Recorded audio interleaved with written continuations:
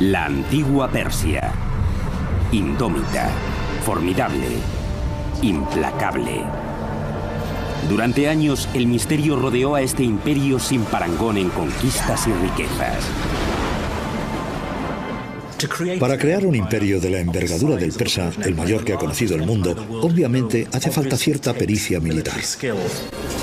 La civilización persa se extendió del norte de África a Asia, regida por una dinastía de extraordinarios gobernantes de un poder y ambición sin límites. Ciro el Grande es uno de los pocos que se ha ganado de verdad su sobrenombre. El imperio persa nos ha legado algunas de las proezas de la ingeniería más asombrosas de la historia. Además de erigir majestuosos palacios en medio del árido desierto, también construyeron carreteras, puentes y canales. Todo el mundo ha oído hablar del canal de Suez, pero ¿y del canal de Darío? Pero se avecinaba una tormenta. La antigua rivalidad con los griegos daría lugar a un épico enfrentamiento que cambiaría el curso de la historia y que resultaría determinante para el mundo occidental durante los miles de años que siguieron.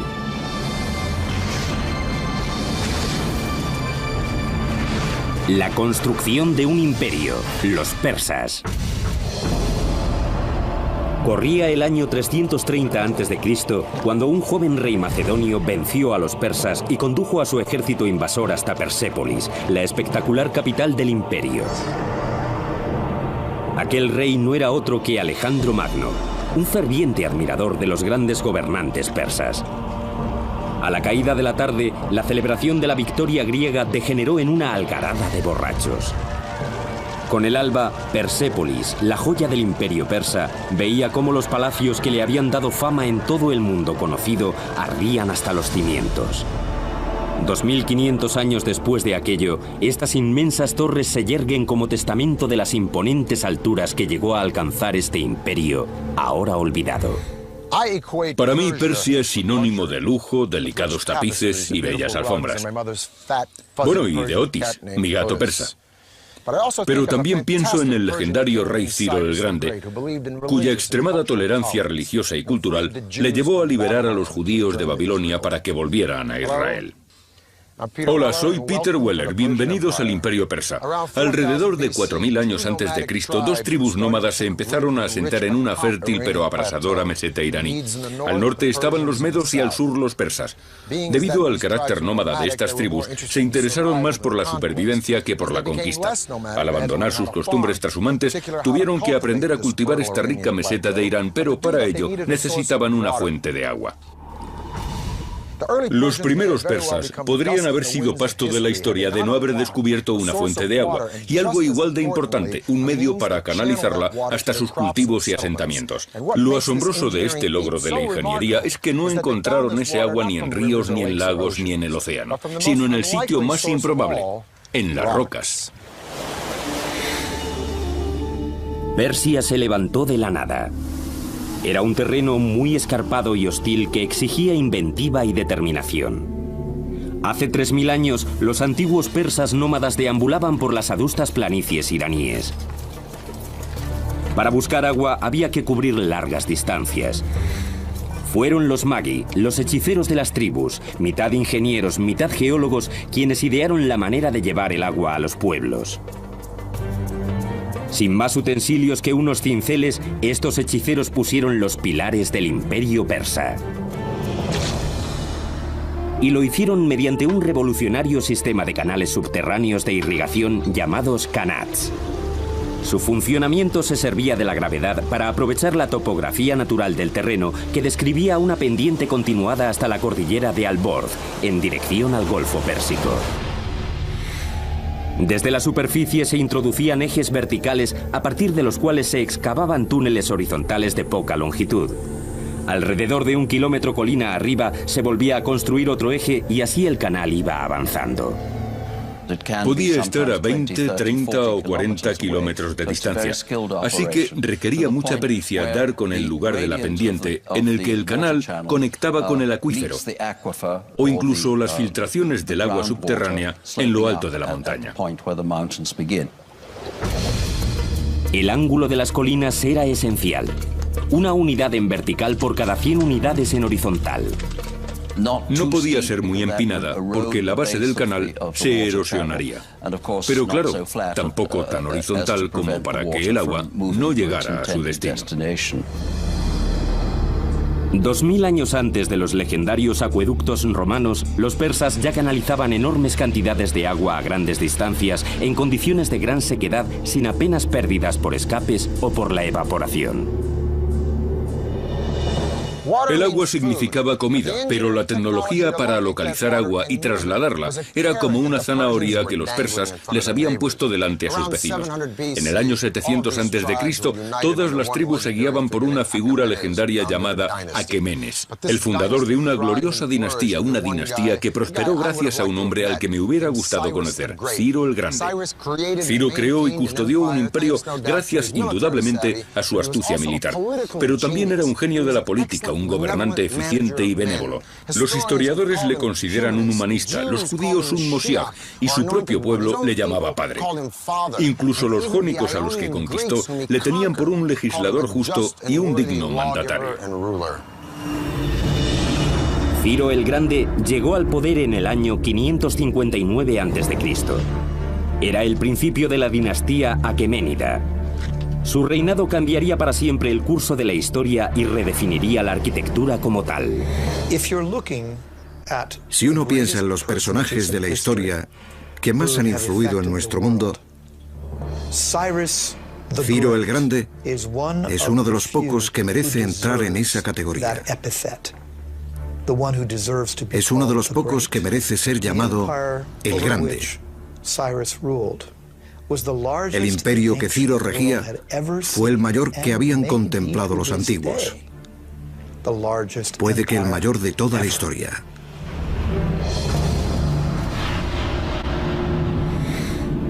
En el año 554 a.C., Ciro había aplastado a todos sus opositores y su liderazgo en Persia no tenía disputa.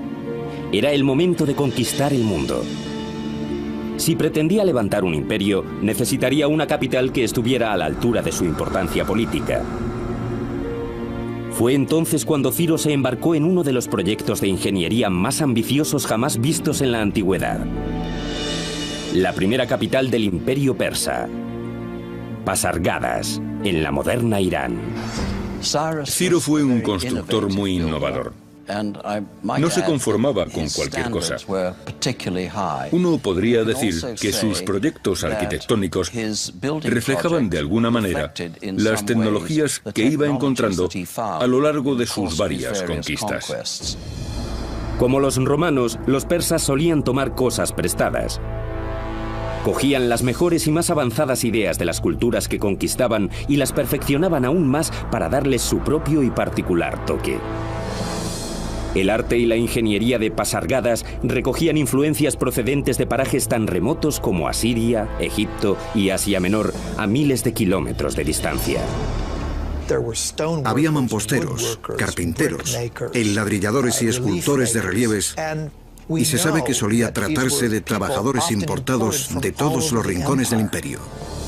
Transcurridos 2500 años, estas desvencijadas ruinas son los únicos vestigios de lo que aquí se erguía, la primera y deslumbrante capital de Persia.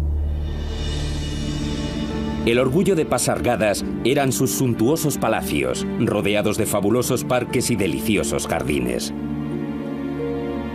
De aquella época datan los primeros testimonios sobre los espléndidos Pairidaeza, los famosos jardines cercados de la antigua Persia.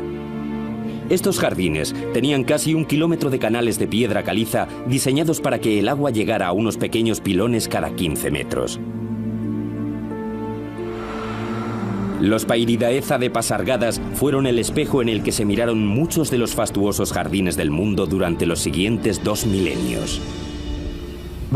Lo que más distinguió a los Pairidaeza fue la aplicación de los diseños geométricos. Tenemos diseños cuadrados y rectangulares, diseños florales con cipreses, césped, rosas, azucenas y todo tipo de plantas. Y ese es el concepto de los parques modernos que conocemos hoy en día. A medida que se construía Pasargadas, Ciro doblegaba a los reinos enemigos uno tras otro. Pero su gobierno no se basaba en esclavizar a sus nuevos súbditos, algo totalmente revolucionario en el mundo antiguo. Supo reconocer la importancia de cada religión y de cada creencia y permitió su supervivencia. En el 539 Ciro conquistó Babilonia, pero no se presentó como un conquistador, sino como un liberador que venía a rescatar al pueblo de su despótico líder.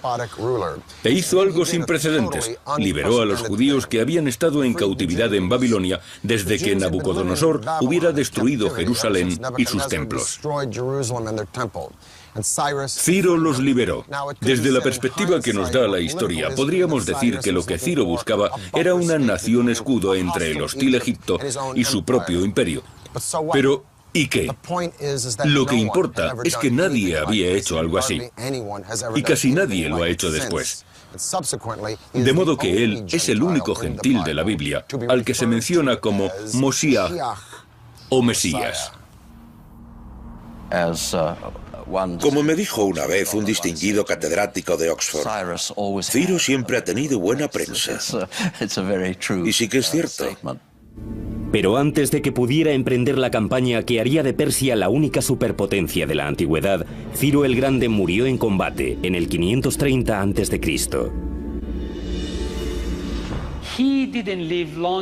No vivió lo suficiente como para demostrar lo que pudo haber hecho fuera del campo de batalla. En ese aspecto, puede recordar a Julio César, otro conquistador que no pudo aunar todo su imperio porque murió asesinado antes de tiempo. A la muerte de Ciro, el imperio persa tenía 3 capitales: Babilonia, Susa y Ecbatana. Pero él prefirió ser enterrado en la ciudad que creó, Pasargadas, en una tumba que reflejaba al hombre que la construyó. Uno de los aspectos de la tumba que demuestra la humildad de Ciro es que apenas tiene ningún adorno. Es muy sencilla y muy elegante. Los arquitectos de Ciro proyectaron la tumba a base de sencillas y pesadas losas rectangulares para cuya colocación tuvieron que recurrir a rampas, poleas y abrazaderas hasta darle a la tumba sus casi 11 metros de altura. La tumba de Ciro es un sencillo y en apariencia humilde monumento para el artífice del mayor imperio que el mundo ha visto hasta la fecha. Y tras 25 siglos se conserva bastante bien.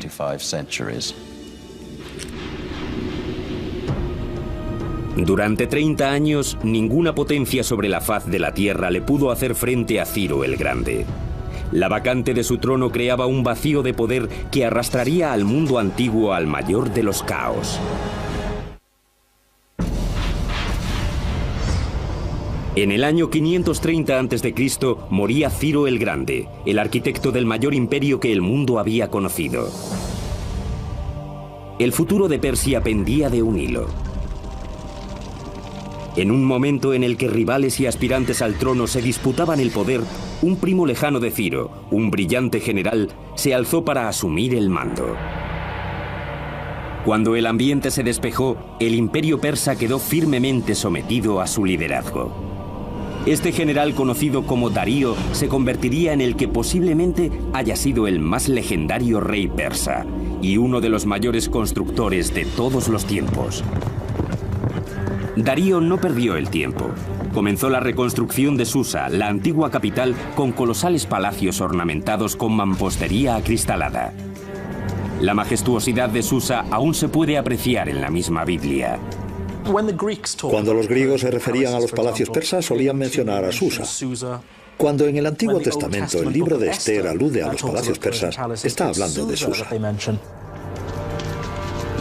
Pero el nuevo rey de Persia quería que la deslumbrante capital fuera toda suya. En el 518 a.C., Darío emprendió uno de los proyectos de ingeniería más ambiciosos de la antigüedad. Situada junto a la moderna ciudad de Shiraz, se la conocería como Persépolis, ciudad persa en griego.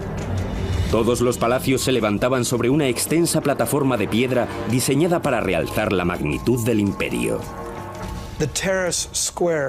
Se excavó un bancal rectangular inmenso de más de 125.000 metros cuadrados. Los ingenieros tuvieron que modificar el paisaje, tuvieron que nivelar parte de la zona y construir un muro de contención. Darío quería que se viese desde lejos, por eso mandó construir una terraza en la ladera, para dotar al conjunto de mayor grandiosidad y solemnidad. Persépolis fue un desafío colosal para la ingeniería. Sus muros superaban los 18 metros de alto y los 10 de ancho. Y sus enormes salas albergaban columnas de diseños extremadamente elaborados. Se necesitaron miles de arquitectos, artesanos y trabajadores, así como toneladas de materiales que tuvieron que traerse de los 4 confines del imperio.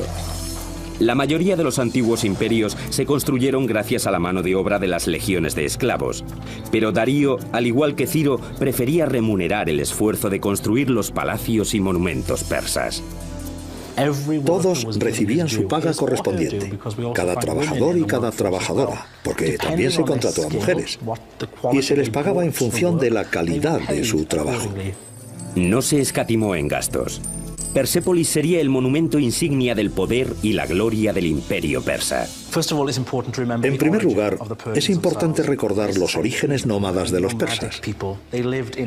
Vivían en tiendas de campaña que recogían, trasladaban y volvían a plantar en otro asentamiento. Lo que vemos en Persépolis es una réplica de esas tiendas de campaña. La Apadana no es más que una enorme tienda esculpida en piedra. El suntuoso palacio de recepciones de Darío recibió el nombre de Apadana. Todos esos monumentales pilares de piedra están inspirados en los puntales de madera que sostenían las cubiertas de tela, solo que ahora en lugar de tela había una hermosa madera de cedro. Los orígenes nómadas de los persas influyeron en parte de su arquitectura, pero solo en parte. Los palacios de la ciudad estaban adornados con apliques de oro y plata, lujosos tapices y coloridos adoquines. Las paredes estaban tachonadas con hermosos relieves que describían las visitas de los dignatarios de las tierras conquistadas por los persas. Pero las maravillas arquitectónicas de Persépolis trascendían los muros de la ciudad. El diseño y la construcción de su intricado sistema de alcantarillado fueron algo único hasta entonces. Antes de pavimentar toda la zona, los ingenieros de Darío proyectaron un sistema de alcantarillado lleno de cañerías de desagüe que quedaron tapadas por el pavimento. El agua también se traía por el sistema de canats, pero para el desagüe se utilizaron esas cañerías que se encargaban de los vertidos. Toda aquella red se extendía bajo la superficie para que los visitantes nunca llegaran a verla. Incluso mientras llevaba a cabo sus proyectos de infraestructura más ambiciosos, Darío no dejaba de ampliar los territorios del imperio. Bajo el acertado liderazgo de Darío, el imperio persa cobró unas proporciones gigantescas. Llegó a abarcar lo que hoy es Irán y Pakistán, parte de Armenia, Afganistán, Turquía, Egipto, Siria, el Líbano, Palestina, Jordania y algunas regiones de Asia Central hasta el norte de la India. No es cualquier cosa. Para conectar los extremos más alejados del imperio, Darío iba a poner en marcha 2 atrevidos proyectos. Uno se extendería más de 2.400 kilómetros a lo largo del imperio, y el otro crearía una vía de comunicación entre el Mar Rojo y el Mediterráneo.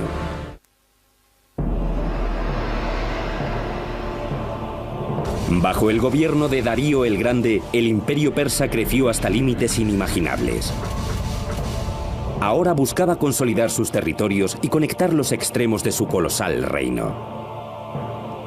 En el año 515 a.C., Darío ordenó a sus ingenieros construir una gigantesca carretera de piedra que surcara todo el imperio, desde África a la India. Esta vía, que se extendería a lo largo de más de 2.400 kilómetros, recibió el nombre de Camino Real. Supuso todo un logro de la ingeniería porque tenía que atravesar montañas, bosques y desiertos. Lo que se hizo fue apelmazar y endurecer la tierra. No tenían asfalto, pero sí que sabían laminar la gravilla y los pequeños guijarros. Las carreteras de piedra son esenciales en los terrenos en los que el nivel freático puede ser alto. Para que el barro no impida el avance a pie o a caballo, hay que elevar el nivel del suelo. Eso significa extender primero algún tipo de superficie que o bien absorba las aguas subterráneas o impida que esas aguas desplacen la carretera. El Camino Real estaba jalonado por 111 posadas y estaciones de descanso ubicadas cada 29 kilómetros en las que los viajeros podían comer, dormir y cambiar de montura. Para garantizar la seguridad había vigilantes apostados a lo largo de todo el recorrido. Ahora voy a hablar con mi amigo el doctor Joy Llewellyn-Jones de la Universidad de Edimburgo. Profesor, tengo curiosidad, ¿de verdad era seguro? En lo sustancial, sí. Creo que Darío consiguió algo increíble. Desde donde estamos, desde Turquía, podemos tomar una ruta directa hasta el centro de Irán. ¿Cuánto se tardaba? Pues si iban a caballo, de refugio en refugio, cambiando de montura cada 25 kilómetros, calculo que podrían llegar en cuestión de 6 o 7 días. ¿6 o 7 días? ¿Y llevaban el correo por esta carretera? Por supuesto, y también era una ruta comercial. Ya te puedes imaginar el tremendo adelanto que supuso porque acortaba mucho territorio. No era un simple camino, atravesaba ríos como por ejemplo el Tigris y... En barco. En barco. Hay tramos que serpentean montañas y otros que bordean ríos, terrenos de todo tipo. Aunque no había sistemas de drenaje, no era tan avanzado como las calzadas romanas de épocas posteriores. Así que no tenían alcantarillas. No, nada de eso. Tendrían unos 6 metros de ancho y una base de gravilla, lo que favorecía el tránsito de los caballos y los carruajes. La idea era cubrir la distancia en el menor tiempo posible. Lloyd, ha sido un placer hablar contigo. Gracias por iluminarnos con tus conocimientos. Sin embargo, a Darío todavía le quedaba tierra por conquistar. Había una región que escapaba a su control, las vastas extensiones del norte de África, y estaba decidido a abrirse camino hacia ellas. Encargó a sus arquitectos proyectar un enorme canal que uniera el Mediterráneo y el Mar Rojo. Todo el mundo ha oído hablar del canal de Suez, pero ¿y del canal de Darío? Lo que él hizo fue construir un canal de este a oeste de 210 kilómetros de longitud. Con los conocimientos hidrológicos de la época, los ingenieros de Darío utilizaron herramientas de bronce y hierro con las que primero excavaron el canal y luego apartaron la arena y levantaron paredes de piedra para facilitar la navegación. Incluso con una ingente mano de obra de canteros y constructores egipcios, se tardaron 7 años en construir la canalización de más de 210 kilómetros. Algunos tramos del canal situados entre el Nilo y el Mar Rojo no eran propiamente un canal, sino un camino de piedra sobre el que se tenían que arrastrar los barcos hasta llegar a otro tramo de mayor profundidad, donde pudieran volver a ponerse a flote. Darío decía: yo, Darío, rey de reyes, conquistador de Egipto, construí este canal. Creó una ruta comercial entre el Mar Rojo y el Nilo. Según sus palabras, los barcos tenían que atravesar mi canal. En el año 500 a.C., Persia era sin duda el mayor imperio que el mundo había contemplado, superando en envergadura y riquezas al mismísimo Imperio Romano en todo su apogeo 4 siglos más tarde. Persia era invencible, y sus ansias de conquista comenzaban a hacer temblar a una potencia emergente al otro lado del Mediterráneo, las ciudades-estado de Grecia. Vamos a ponernos en situación. Esa masa de agua es el Mar Negro, y este pequeño recodo es el estrecho del Bósforo, que conecta el Mar Negro con el Mediterráneo. Así que desde aquí, desde Asia o Asia Menor, puedo ver allí mismo el continente europeo. En el año 494 a.C., Darío logró sofocar una revuelta en una serie de ciudades de la costa de Turquía, una revuelta alentada por Atenas. Así pues, Darío quería darle una lección a Atenas. Iba a marchar sobre Grecia con intención de atacar aquella ciudad. Pero ¿cómo lo haría? Tenía que cruzar el mar. Así que levantó un pontón, un puente de barcos, y los alineó de extremo a extremo. Según Heródoto, formó un ejército de 70.000 hombres a lo ancho del mar para atacar Grecia. Impresionante. Los ingenieros persas lograron unir ambos lados del Bósforo hundiendo barcos de extremo a extremo para asegurar unos cimientos. A continuación construyeron un camino por encima que conectaba Asia con Europa. Probablemente se tratara de un entramado de tablones bajo el cual se extendió arena prensada, quizá para mantener seca la madera y reforzar la estabilidad del camino. Para impedir que las embarcaciones se tambaleasen, tuvieron que usar un sistema de anclaje de un peso determinado, pues si era excesivo, los barcos podrían inclinarse demasiado y sufrir daños. El que los tablones se mantuvieran intactos, a pesar no solo del peso de todo el ejército que los cruzaba, sino también del oleaje del Bósforo, fue toda una maravilla de la ingeniería anterior a los ordenadores. A finales de agosto del 490 a.C., Darío ya estaba en suelo griego y se había hecho con Macedonia. Su siguiente paso sería vérselas con el general griego Temístocles y con el ejército conjunto de Atenas y Corintio en la famosa batalla de Maratón. Los efectivos del formidable ejército persa rondaban los 60, 140 o 250.000, depende de las fuentes históricas. Superaban a los griegos en 10-1. Su único recurso era mandar refuerzos y encargaron al legendario corredor Filipides para que pusiera rumbo a Esparta. Filipides cubrió una distancia de 225 kilómetros en 2 días y dio nombre a la famosa prueba de la maratón. Los dos ejércitos se vieron las caras en una vasta y abierta meseta. Si se enfrentaban frontalmente, el gigantesco destacamento persa haría trizas a los griegos, mucho menos numerosos. Fue el comienzo de las guerras médicas. Un reducido pelotón griego atacó a los persas de frente. No tenían nada que hacer. Pero el resto de las fuerzas griegas se desplegaron en 2 frentes y atacaron a los persas por los flancos. Inmersos en una sangrienta matanza, los persas sufrieron cuantiosas pérdidas y acabaron retirándose. Para los griegos fue una gran victoria. Para los persas, un mero tropiezo en su camino hacia la dominación del mundo. Darío decidió regresar a casa y centró su atención en reforzar las defensas de la capital, Persépolis. Nunca llegaría hasta ella. En el año 485 a.C., Darío fallecía cuando se proponía sofocar una rebelión en Egipto. Dejó atrás un imperio que redefinió las nociones mismas del poder y la gloria. Además, impidió que se repitiera el caos que siguió a la muerte de Ciro, nombrando sucesor a su propio hijo, Jerjes. Con precedentes como Ciro el innovador y Darío el expansionista, Jerjes no lo tenía nada fácil. Sin embargo, llevaba toda su vida esperando subir al trono. Entre sus primeras hazañas, sofocó una rebelión en Babilonia y otra en Egipto. Y después fue a por Grecia. Los griegos se le habían atragantado. Algunos historiadores dicen que Jerjes quería lanzar un ataque preventivo. Otros opinan que solo estaba terminando lo que comenzó su padre. Sea como fuere, desde su victoria en Maratón, a los griegos ya no les intimidaban ni les impresionaban los persas. Así que Jerjes se alió con la marina cartaginesa en el extremo del actual Túnez y se propuso batir a los griegos por mar.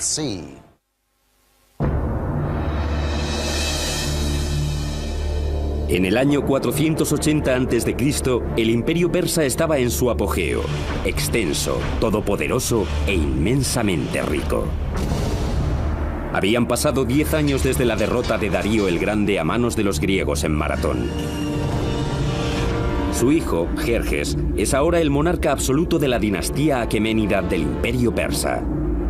Y quiere venganza. Grecia, que aún está surgiendo como fuerza militar, está formada por una coalición de ciudades-estado muy distintas entre sí, que van desde las democracias hasta las dictaduras. Solo les une un credo común: su odio hacia Persia. El mundo antiguo está a punto de presenciar la Segunda Guerra Médica. De su resultado dependerá el futuro del mundo moderno.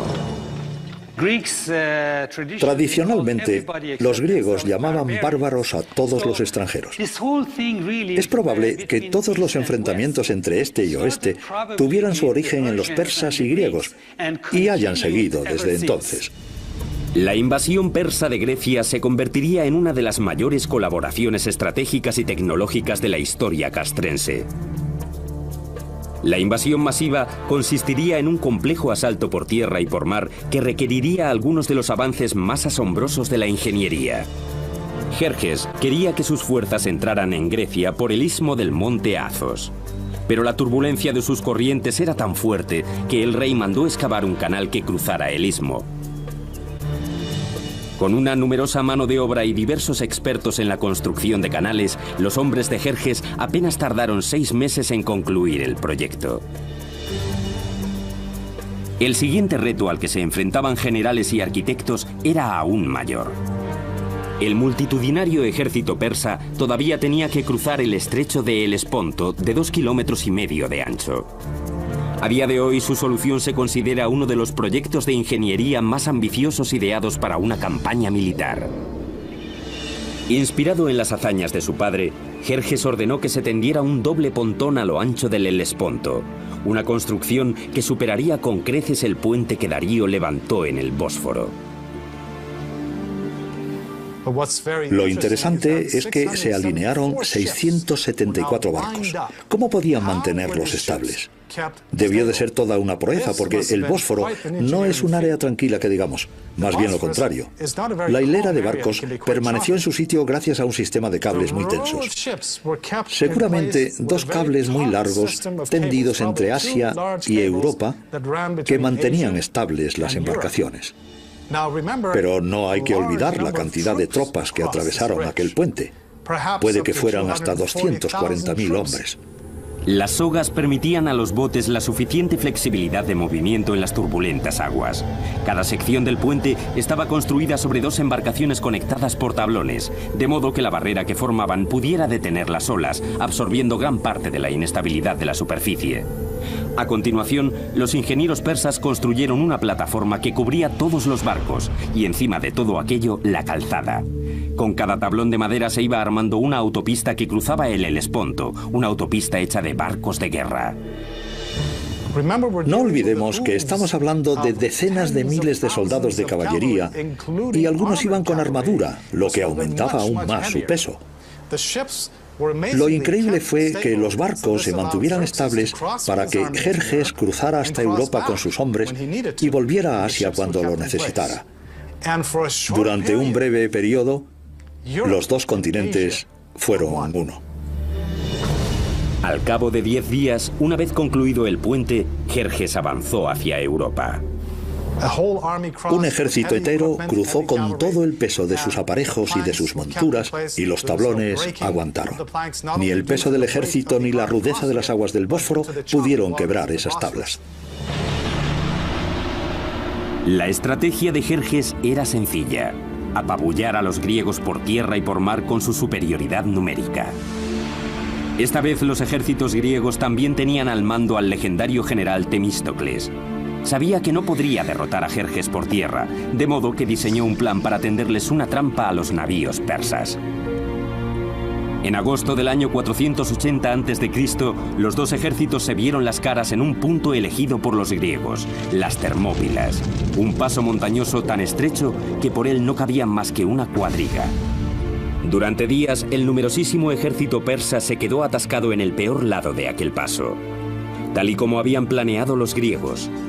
Entretanto, sin que los persas se percataran, Temístocles abandonó el campo de batalla con la mayoría de su ejército, dejando un señuelo de 6.000 soldados espartanos. Como le había ocurrido a su padre, Jerjes estaba a punto de lanzarse de cabeza a una trampa griega. Cuando por fin lograron atravesar el estrecho paso, los persas se deshicieron con facilidad de los escasos soldados espartanos que Temístocles había dejado como cebo y marcharon hacia Atenas. Pero cuando Jerjes llegó a la ciudad, Atenas estaba desierta. Jerjes sospechaba que le habían engañado. Haría pagar por ello a los atenienses. Durante generaciones, los reyes persas habían hecho gala de una gran tolerancia hacia los pueblos que conquistaban. Esta vez no iba a ser así. En un desacostumbrado arrebato, Jerjes prendió fuego a Atenas. Algo de lo que el rey persa se arrepintió enseguida. A la mañana siguiente ordenó reconstruir la ciudad. Pero ya era tarde, el daño estaba hecho. Este arranque de rabia se volvería contra Persia casi 200 años más tarde, pero la guerra aún no había terminado. Al mismo tiempo, Temístocles estaba urdiendo un plan que llevaría a la descomunal flota persa hacia el angosto golfo de Salamina. Los griegos atacaron por sorpresa. Los buques persas quedaron atrapados en un embotellamiento naval. La estrechez del golfo les impedía cualquier maniobra, mientras los griegos usaban sus pesados trirremes como arietes para hundir a sus enemigos. Fue una victoria decisiva para los griegos. Jerjes regresó a casa derrotado. El rey del imperio persa ya no era invencible. Hubo una nota positiva en la derrota persa en la batalla de Salamina que les salvó del oprobio. Una mujer llamada Artemisa, la única capitana de la flota persa, engañó a los griegos hundiendo uno de los barcos persas y escapando en medio de la confusión. Su capacidad de supervivencia impresionó tanto a Jerjes que al parecer llegó a decir que sus hombres se estaban convirtiendo en mujeres y sus mujeres en hombres.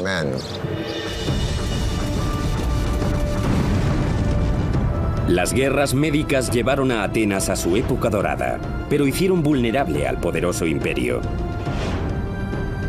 Le correspondería a un joven príncipe que idolatraba a los grandes monarcas persas darle al imperio la estocada final.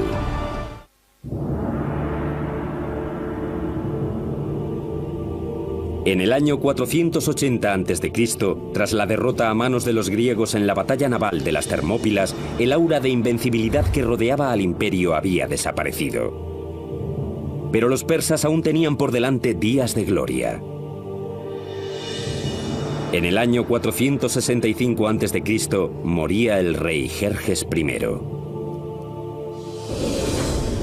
Jerjes legó el imperio a su hijo Artajerjes, quien se impuso la misión de devolver a Persia a su época dorada. Para empezar, se propuso retomar un proyecto iniciado por su abuelo Darío.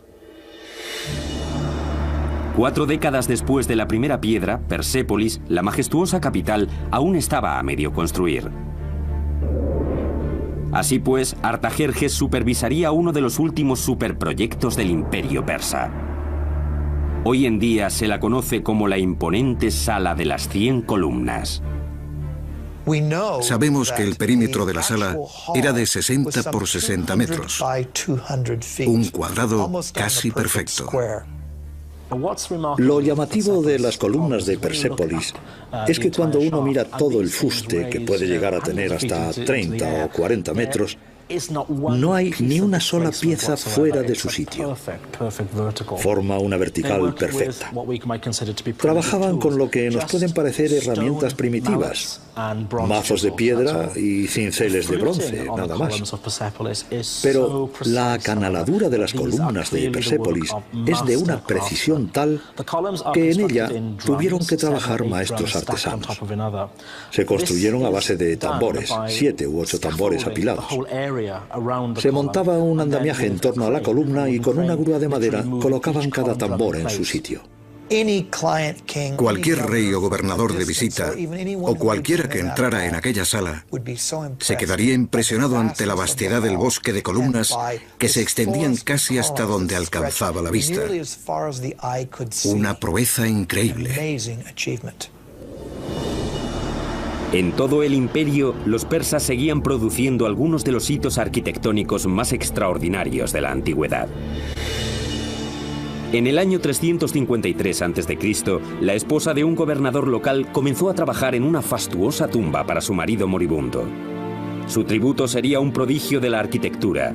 Se convertiría en una de las 7 maravillas del mundo antiguo: el mausoleo de Halicarnaso. Este monumento de mármol superaría los 40 metros de altura y albergaría un fabuloso patio en su interior. El techo rectangular formaba una pirámide escalonada, una suerte de escalera hacia el cielo. Más de 2500 años después, la tumba del presidente estadounidense Ulysses S. Grant en la ciudad de Nueva York se inspiraría en el diseño del mausoleo de Halicarnaso. En el siglo IV a.C., la arquitectura persa seguía siendo la más refinada del mundo. Sin embargo, bajo las imponentes columnas y los suntuosos palacios, los mismos cimientos del imperio se estaban viniendo abajo. Y sus enemigos estaban al acecho.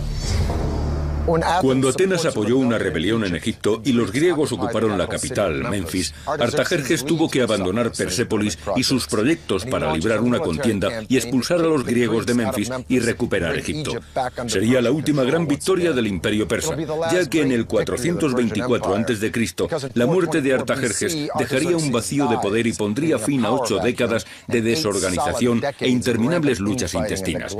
Mientras el imperio persa estaba inmerso en conflictos internos y escándalos de corrupción, un joven príncipe macedonio estudiaba a Heródoto y leía los relatos sobre el legendario héroe persa Ciro el Grande. Este príncipe macedonio también sería un conquistador. Se llamaba Alejandro. En el 336 a.C., un pariente lejano de Artajerjes subió al poder bajo un nombre propio de reyes, Darío III. Pasaría a la historia como el rey que perdió un imperio. Durante los siguientes 4 años, Alejandro y Darío III se verían las caras en una serie de feroces batallas en las que el ejército de Darío iría retrasando posiciones hasta sus dominios. En el año 330, Alejandro estaba a las puertas de la joya del imperio persa, Persépolis. Alejandro adoptó la filosofía de los persas en cuanto a los pueblos derrotados. Sus hombres tenían prohibido el pillaje y el saqueo en tierras conquistadas, pero ¿cómo domar a tantos soldados tras una victoria sobre el mayor imperio del planeta? Quizá los soldados se impacientaron o tenían ganas de venganza, o puede que se acordaran de las historias del incendio de Atenas a manos de los persas. El caso es que en Persépolis se desahogaron. Las desmedidas celebraciones tras la victoria degeneraron en el pillaje de los tesoros y en uno de los incendios provocados más lamentables de la historia. Persépolis estalló en llamas. Alejandro no era de los que arrasaban con todo. Lo más seguro es que Persépolis acabara incendiada como un gesto simbólico, no como un gesto destructivo. Debía de haber ropajes maravillosos y muchas telas por todas partes, y el fuego pudo haberse prendido tanto por accidente como a propósito. Pero si de verdad quería parecerse a los reyes aquémidos, lo último que debería haber hecho es destruir Persépolis. Pero en esa época no había bomberos, y una vez que las llamas se prendieron, el incendio fue horrible, dejó su rastro en toda la ciudad. Darío III, que había escapado a ese ataque, fue finalmente asesinado en el verano del año 330 por sus propios aliados. El último de los reyes aqueménidos había muerto. Alejandro le proporcionó a Darío un majestuoso funeral. Más tarde incluso se casaría con su hija y se presentaría a sí mismo como uno de los reyes persas, dándole su capítulo final a la historia de un imperio que se había extendido por 3 continentes durante más de 2700 años.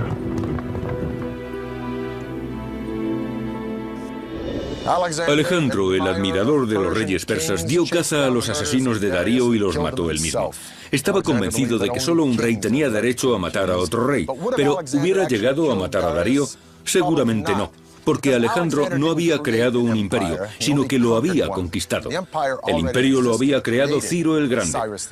La astucia de Alejandro consistió en hacerse con Persia y emplear un imperio que ya era viejo mucho antes de nacer él. Un imperio cuyo legado cultural, su sofisticación y sus fastos pervivirían mucho después de su muerte. Desde territorio imperial, Peter Weller.